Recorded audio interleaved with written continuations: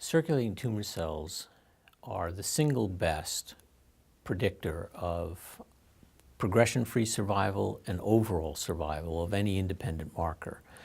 In the course of treatment, we can use this information to monitor patients as they go through treatment to see whether there are changes in the probability of progression and overall survival. Serial CTC testing can be used to enhance monitoring of patients because it provides the earliest, best indicator of progression and overall survival.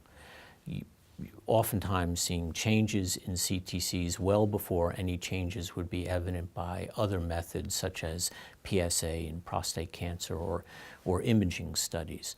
So it really helps to monitor patients for changes in progression-free survival and overall survival in the course of a patient's therapy.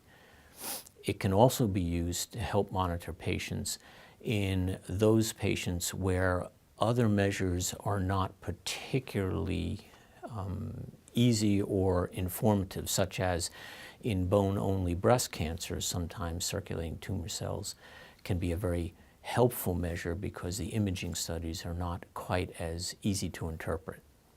The connection between circulating tumor cells and outcomes is seen so far in clinical trials by the number of circulating tumor cells that are present.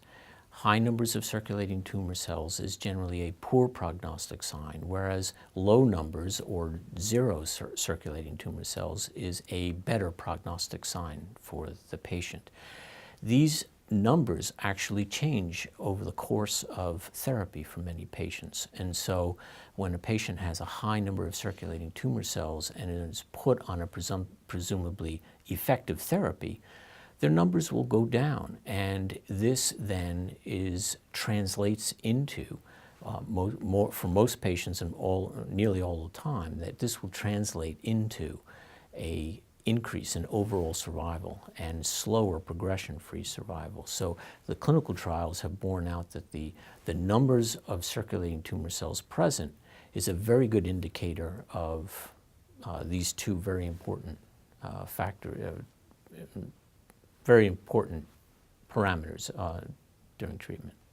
In metastatic breast cancer, we currently have no less than 5 clinical trials ongoing to look at the use of circulating tumor cells in monitoring therapies or perhaps making therapeutic decisions. 2 that are going on in France. One's the CIRCE trial, and another one is the STIC trial. In the STIC trial, we're looking at whether the number of circulating tumor cells at baseline can be used to decide what type of therapy to begin with for that particular patient. High numbers suggesting a more aggressive therapy, lower numbers a less aggressive therapy. In addition, also in the CIRCE trial in France, looking at, for patients in a third round of treatment, whether or not the persistent elevated circulating tumor cells is reason and whether these patients would benefit from more rapid switching of therapies rather than waiting for 6 or 7 months for imaging studies. So in the CIRCE trial, we're actually looking at whether we can switch faster based upon whether the circulating tumor cell numbers are going down or not. We have 3 other trials that actually look not just at the cell number, but actually at the characteristics of the cell.